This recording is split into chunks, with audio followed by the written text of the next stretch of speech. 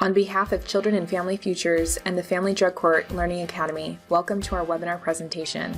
Special thanks to the Office of Juvenile Justice and Delinquency Prevention, who supports the National Family Drug Court Training and Technical Assistance Program. For more information about Children and Family Futures, the Learning Academy, and the Family Drug Court Training and Technical Assistance Program, please visit our website at www.cffutures.org. We hope you find this presentation helpful as you strengthen your partnerships and improve outcomes in your family drug court. Hello, my name is Kelly Jones, and I want to welcome you to our presentation, Fostering Hope and Healing, the Role of Resource Parents in Supporting Family Recovery and Reunification in Family Treatment Courts. Today, you will hear the story of two mothers whose paths meet under the most difficult of circumstances. One journey is marked by substance use as a way to cope with childhood and young adult trauma, leading to the removal of young twin daughters and their placement into the foster care system in Orange County, California. The other path belongs to a mother of 3 children. Together with her husband, they have 2 children and adopted another from the foster care system. The doors of their home are as wide as their hearts, motivated by a desire to make a difference in the lives of children in their community. Their journeys are uniquely different, but what they do share in common is that both are mothers to the core of their being. They each share a unique bond, not only with the twin girls, but also between themselves as mothers. In the process, they begin to see not only each other and the system differently, but more importantly, themselves differently. As a result, their lives and their families are forever changed by each other. Their story is one of fostering hope and healing, and we are honored to have them share it. Foster parents can and do make a difference in the lives of families involved in the child welfare system. As family treatment courts expand and strengthen their collaborative partnerships, foster parents are being recognized as a valuable member of the team and for the important role they have in supporting the goals of family recovery and reunification. Families and family treatment courts show us that we are better together. Even if you are not part of a family treatment court, we believe their story points to the larger ripples of change we are witnessing in the child welfare system in this country, which according to the last data includes over 440,000 children in foster care. Foster parents are now commonly referred to as resource parents to reflect the critical role they have in caring for children, modeling quality caregiving for parents, and strengthening family relationships. Leaders and legislation have a vision to change the child welfare system and thus change the way families experience the system. One of the strategies set forth by Children's Bureau to reimagine the U.S. child welfare system is re-envisioning foster care as a support for families, not merely as a substitute for birth parents. In their vision narrative, Children's Bureau explains this. The need for strong relationships and parental support continues when a child enters foster care. Children need to feel loved and cared for by their mothers, fathers, siblings, and maternal and paternal relatives. Even when parents are unable to care for their children safely at home, parents can remain actively involved with their children in foster care in safe and healthy ways. Foster and birth parents must work together to support children in and after care to help ensure successful reunification. Each of us can be part of this vision and reimagination, so thank you for joining us today. This is the story of two mothers. Hi, my name is Sochi. I am the mother of Melody and Symphony. On September 2nd, 2011, I had an overdose. I had used ecstasy and edible, and prior to that, I was coming down from crystal meth. The paramedics were called, and my daughter Symphony had woken up and she started crying. From there, I grabbed her, I went to the fridge, and I tried to give her some milk. And the paramedics realized that I was unstable. So they grabbed Melody and Symphony and took them that night. The next day, I woke up and I packed a backpack with my daughter's clothes, birth certificates, and diapers, and I headed to Orangewood, thinking that they were going to give me my daughters back. I entered an office where I spoke to a social worker and was told I wasn't getting them back that day. So for me, just simply having my kids taken away was like a wake-up call. It was just, I can't even put in words. I had to wait a couple days before a social worker contacted me and asked me if I even wanted to get my daughters back, and I said yes. Hi, my name is Erin, and I'm a mother of 4 children. My husband and I have been foster parents for about 12 years, and it was something that we both had talked about early on in our marriage, that we would be open to welcoming kids into our home, and it was something that we both felt like we would eventually someday do. A lot of that was motivation from our upbringing, the way we were raised, things that we had struggled with in our own childhoods. And so we kind of felt like we wanted to be able to offer just love and a home and support to kids in need. So when our 2 biological kids were 4 and 2, we decided to start the process. We did lots of research, talked to a lot of different people, and ended up talking to a dear friend that worked in the Orange County foster care system. And when I was talking to her one day, she said, "Have you guys ever considered being foster parents?" At the time, honestly, hadn't really considered fostering, thought more we would do kind of permanency through adoption. And she just began to tell us of the need in our community, the number of kids, and it was really at that time that we decided, why should we go anywhere else if there's kids in our own community that need support? We'll stay here and become foster parents. So that kind of started us on a journey of caring for kids in our home and be open arms and open to whatever they needed in the season that they needed, whether that was being in our home for a short amount of time or even permanency through adoption. I remember I was taken into a room where they kind of gave you like an insight of what was the program about and all this stuff. And off the bat, they tell you, you might not get your kids back. Just with the mindset that you might not get your kids back and that, there might be somebody that wants to adopt them. So they tell you off the bat. Obviously, as a mom, you always have that fear because, they have you, by a string. Court has you by the string. And it's more like either you get your stuff together or you're not going to get them back. It was definitely hard. Like, it was definitely hard not, just not having them. Just going to sleep alone and just having anxiety and, not being able to sleep and that constant missing, like a part of you. It was definitely really hard.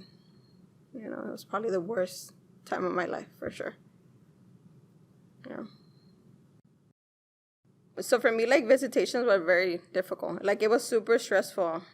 The fact just to get to the visitation was crazy, having to go on the bus and all that stuff. Another thing was having someone there watching you. It feels very uncomfortable. It feels like you just feel uncomfortable of the fear that, of not being able to be yourself as a parent. Keeping in mind, you're out of your comfort zone. For me, I was dealing with a lot of anxiety, and just being out in public, it just simply added up to my anxiety and not being able to be myself and having somebody there watching you. It's just not. It's just you were just the fear of just making a mistake and not being good enough. And then reflecting that by let's say Aaron didn't like something I did and it went back to court. It was more the fear of I kind of have to be on my toes and make sure everything comes out good and stuff. So I think that was very, very stressful. I think visitations are they're stress-inducing for everybody. I think as the foster parent, we have just as many fears and worries from the other side of how's this going to go, and will this family think I'm taking care of their kids okay? And I remember meeting Sochi for the first time and being really intimidated by you. And we joke about it now and laugh about it, but it is an awkward, hard dynamic for sure. But at the same time, I think it's important for foster parents to understand how hard it can be for a family, and having all of those eyes on you and all of your moves. I can't imagine how stressful that is. But for us, it took some time, but I think as we kind of got to know each other, and I heard Soshi's story and just saw what a great mom she is and how she cares so deeply for her girls.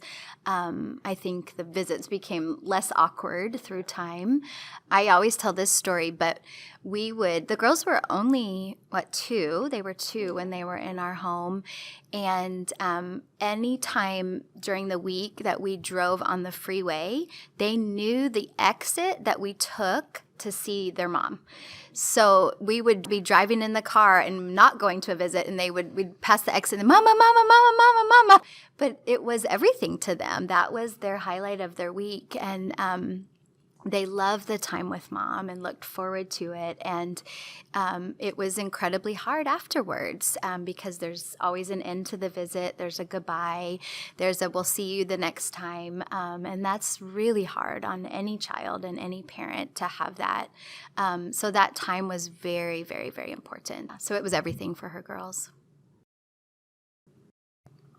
I mean, just simply not being there for your kid, and not knowing, where they are, just how well the foster parent is taking care of your kids. I think that's one of the most stressful things. Just simply not having your kids and not knowing what they're going through or if they're sick and stuff. With Sochi, I've told her this, but early on, I wish I would have asked her, what do you want your girls to call us? I didn't, because I just learned the hard way. They were little, and they just called us mom and dad like everybody else. But in hindsight, I realized that probably was really hurtful for her and hard for her. Erin had sent me a picture of the girls, and as a mom, it's like you look at little details, and I had noticed that my daughter's arms were like a little bit blue because I'm assuming they were cold outside and they were babies. And, that kind of did get me a little bit upset because I kind of felt like, hey, they're cold, and as a mom, it's kind of like, well, you should have a sweater on and, just simply not having control over that, not having control over, how the girls are feeling or just, whatever it is. Yeah. I think co-parenting is hard in general. I look at families, divorced families, blended families. There's a lot of families that do co-parenting, and I think it's challenging because I think everybody brings their own expectations and thoughts into the relationship of maybe how they would do things, what they believe their kids need, how to respond, all of those kind of things. So in foster parenting and working with the biological family, I think it can be really, really challenging because you're both bringing completely different things to the table. So the program DDC was very, very strict, and it definitely helped because, it was a little bit hard, but at the same time, it kind of gave me that that push to just continue to do good because at any given point, if I missed a drug test or if I missed a group or whatever, that could have set me back and I could not, get my kids back. I felt like just having that structure that I didn't have growing up, it kind of gave me, that feeling like, okay, well, I need to get my stuff together. If not, I'm never going to see my kids again. So it pretty much gave me that structure. I honestly feel like it was a really good program for myself, for people that just simply didn't grow up with that structure. It just taught me that, and the groups, every group that I was attending and everything that they required from me was very, very helpful. Just simply going into a courtroom where, when you saw somebody successful and, hey, they're about to get their kids back, it kind of gave you that feeling like, man, I'm about to be there, or it just gives you hope that, yes, you can do it, just simply, being retaught the things that you were not taught when you were little. You know what I mean? I didn't know what a good parent was. I didn't have it. I didn't have it. So as crazy as it sounds, just having the system there to teach me how to be a good parent, it was definitely a life-changing experience. You know what I mean? It was just the way that I parent now, my girls, is different. You have broke the cycle. You broke the cycle. Yeah, that's exactly how it feels. Like, I experience things now that I didn't experience before. That happy feeling. I experience it by going out with my kids, spending time with my family. One of the things that made Xochitl so successful in the reunification process, and honestly just in life, is that she's so open to learning. I saw her take advantage of every support that was given to her.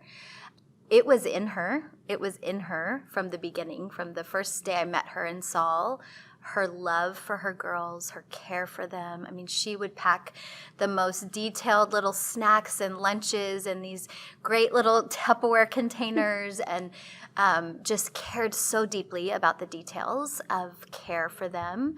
And so it was in her all along. I just don't know if she believed enough in herself that she had those instincts to be an incredible mom.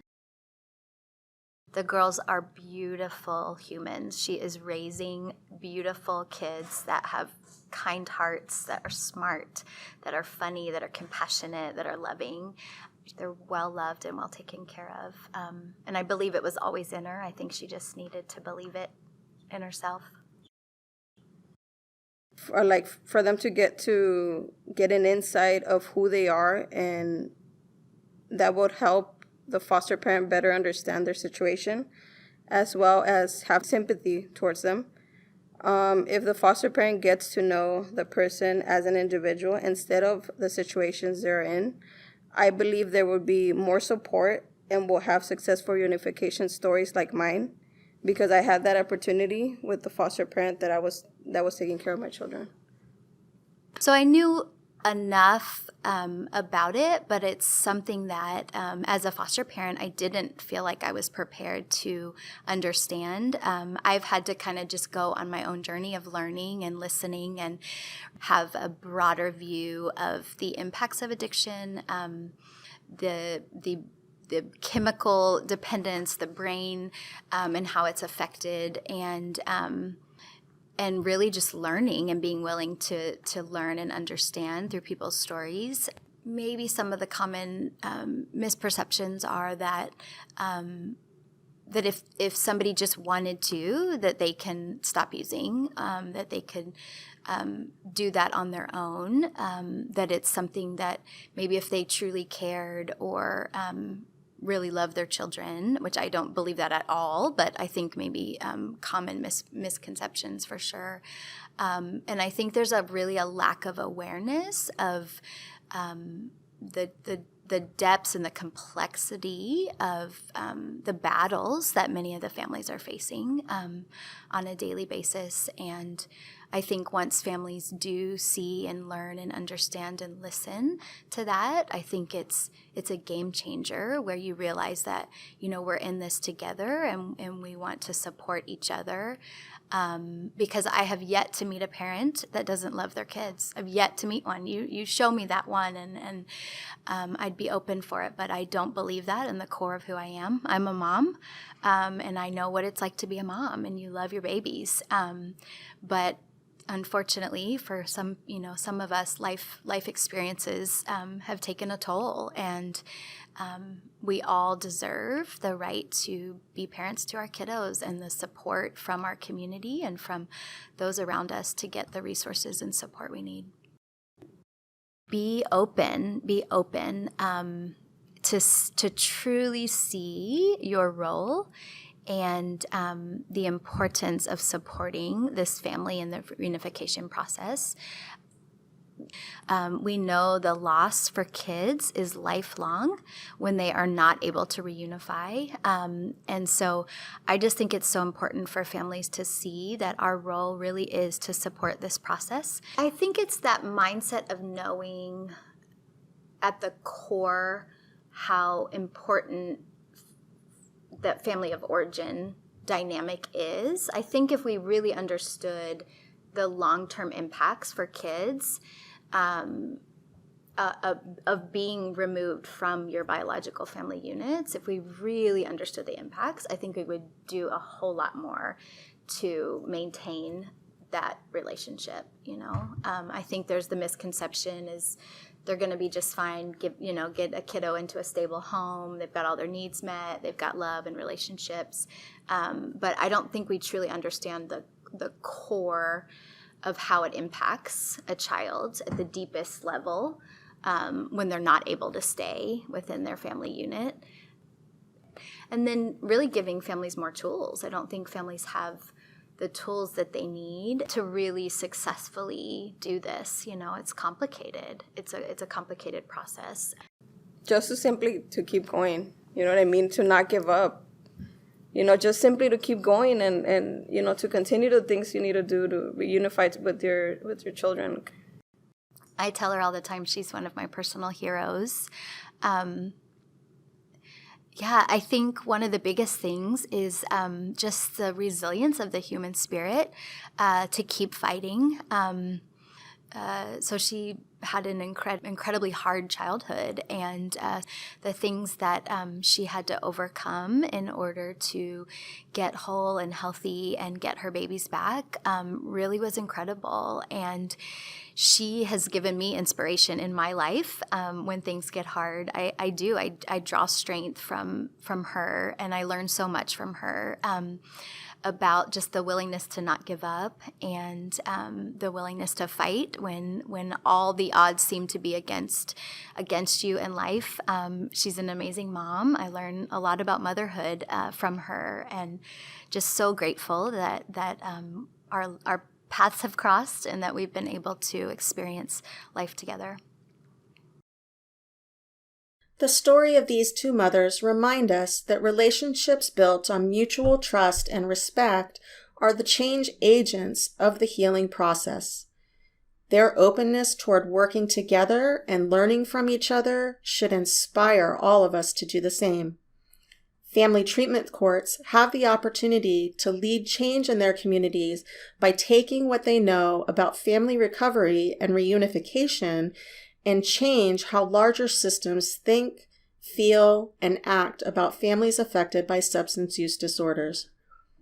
There are numerous opportunities to change in how these families experience the foster care system, and I want to explore a few of these opportunities here. Family treatment courts are leading change in how their communities think about addiction and recovery.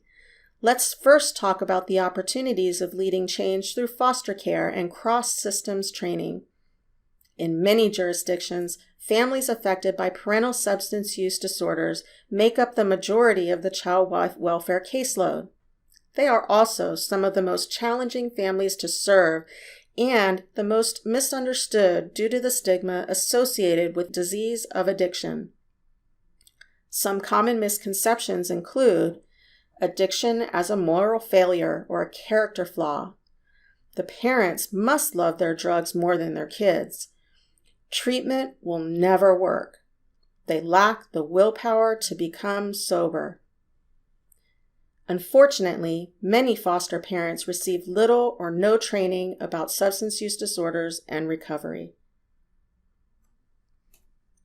Family treatment courts and child welfare agencies who want to strengthen the capacity of resource parents should ensure that training covers the following topics: substance use disorders as a brain disease and the recovery process, including lapse and relapse, trauma and trauma-informed approaches, grief, loss, and separation and its effect on child development and family relationships, attachment and the importance of family connections, the child welfare timeline and how time limits exert pressure on parents and children, factors for successful reunification, federal legislation and local initiatives that will affect the role of resource parents, skills including reflective listening and non-judgmental approaches, self-care, and coping with secondary trauma.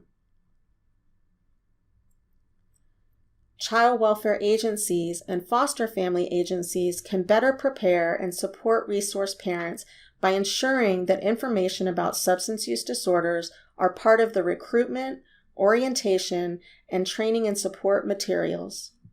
Training should be provided about the recovery and reunification process, including the likelihood of relapse and the importance of enhanced recovery support given the nature of the disease. Resource parents should also understand the child welfare timeline and the time pressures placed on families to achieve recovery and safe parenting. As resource parents and the larger systems learn more about addiction, they will become better equipped to work together with birth parents in less judgmental and more hopeful and compassionate ways, and to serve with greater effectiveness and understanding. Now let's talk about building connections. When children are removed from their parents and enter into foster care, families are not only in crisis, but must also endure the confusing whirlwind of logistical, administrative, and legal activities. The focus of relationships and building connections can easily get lost. Family treatment courts can lead change by taking what we know about family engagement and include the birth resource parent relationship as part of the engagement process. These opportunities include the following: developing an action plan for shared parenting, conducting icebreakers and comfort calls at the beginning of each placement, providing supportive transitions before and after family time, and providing supportive transitions during the reunification process. Supporting ongoing relationships after reunification as a way to build their support and recovery network. I want to say a few more things about icebreakers and the opportunity to set the course for a positive relationship right at the beginning. Icebreaker meetings are a strategy many child welfare agencies implement to build a relationship between the birth and resource parents to support a child who has either just entered out of home care or who has just changed placements. They are facilitated discussion with an exchange of important information about the child and family. The comfort call is a phone call typically made within 24 hours by the caseworker and resource parent to the birth parent after a child is removed from the home. The purpose of this call is to comfort the child, take the first step in establishing a positive co-parenting relationship between the resource parent and birth parent, and to discuss vital information needed to meet the child's needs. This call also provides an opportunity for the child and parent to speak to one another, which can help both feel more comfortable with the placement. During the call, the resource parent should allow the birth parent to be the expert on their child by discussing information needed to meet the child's needs. The timelines of conducting this initial meeting or call may need to be adjusted for a parent who is struggling with active or recent substance use.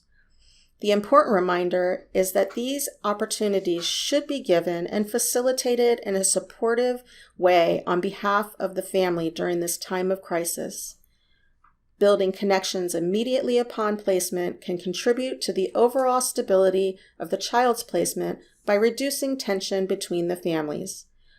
The child is likely to feel less stress, to feel free to establish new relationships, and able to focus on important developmental tasks which will enhance their overall well-being in placement and beyond.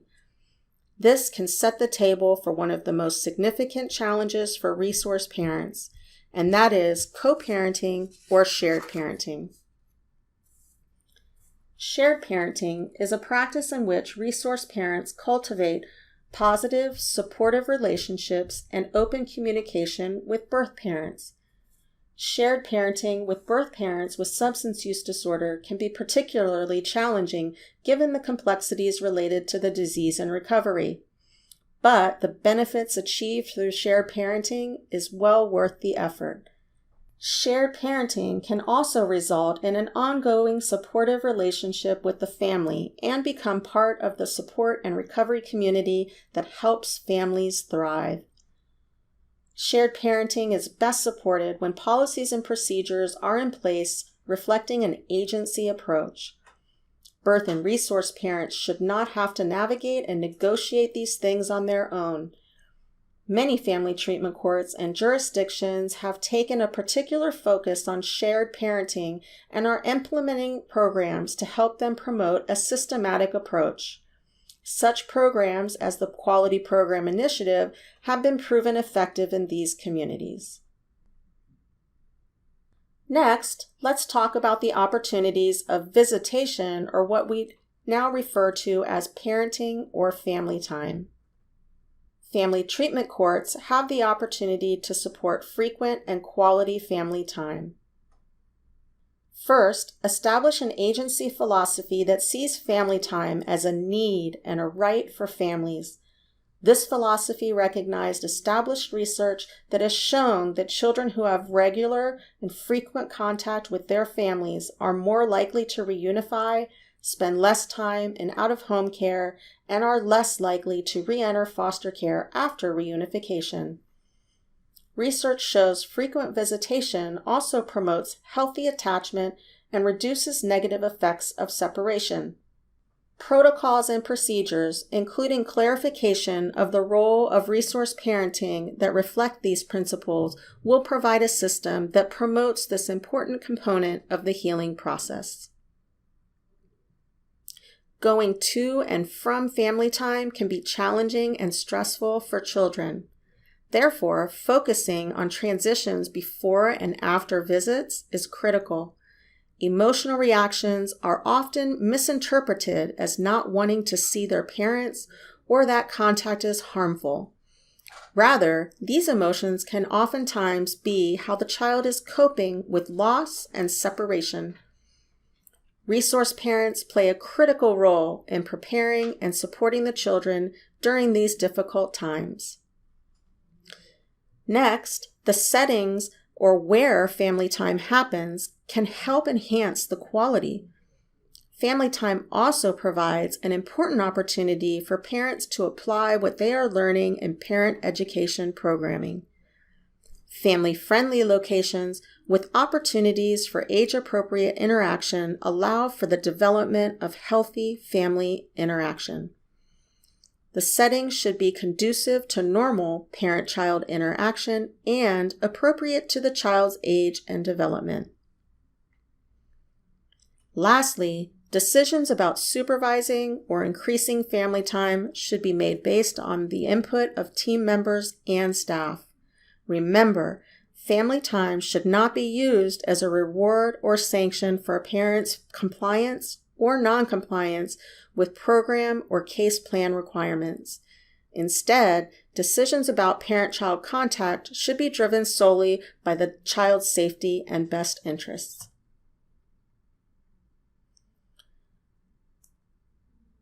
Finally, giving resource parents a voice will ensure that they are part of the team and indeed partners in the change process. Resource parents arguably have the most difficult job in the child welfare system. We need to hear from them and listen to them. Family treatment courts, child welfare, and court dependency systems have numerous opportunities to give resource parents a voice.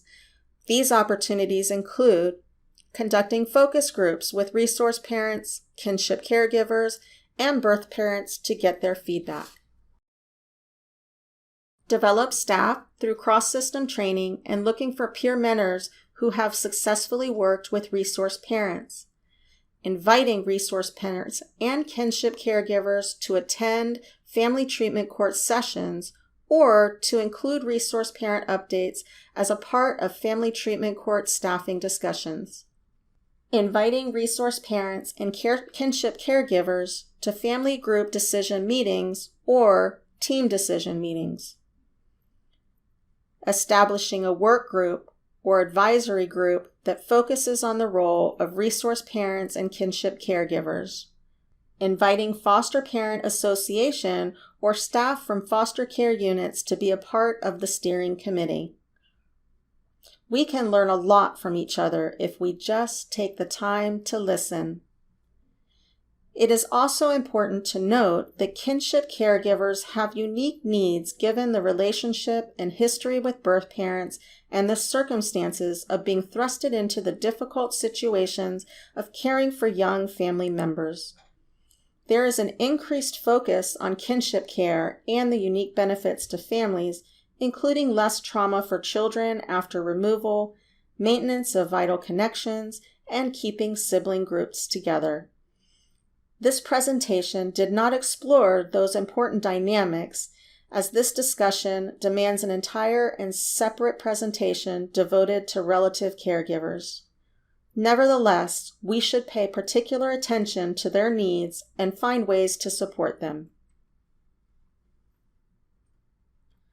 We close today's presentation with a quote by Father Gregory Boyle, community activist, catalyst for compassion, and author of the book Tattoos on the Heart, The Power of Boundless Compassion. Compassion is not a relationship between the healer and the wounded. It is a covenant between equals. He adds that compassionate is always, at its most authentic, about a shift from the cramped world of self-preoccupation into a more expansive place of fellowship or true kinship. When we see each other as partners, we are truly better together. When we help parents rise above all the pain to become the better version of themselves and be the father or mother their children need them to be, we are truly better together. This is not easy work. But when we commit ourselves to it and remember what is possible when we work together for the good of children and their families, amazing and beautiful things can happen. We hope you found this presentation helpful as you continue to strengthen your partnerships, elevate your practice, and improve outcomes for families. Again, we encourage you to download the Team Discussion Guide as well as our Take Action Guide for some next steps. Please contact us at fdc@cffutures.org if we can be of any further assistance. Thank you. Thank you for listening to our webinar presentation. To further your learning, please download the webinar discussion guide, which provides questions for your team to explore and next steps and resources to move your team forward. Again, for more information about Children and Family Futures, the Learning Academy, and the FTC TTA program, please visit our website, our Family Drug Court blog, or email us. Thank you, and we hope to see you again here at the Family Drug Court Learning Academy.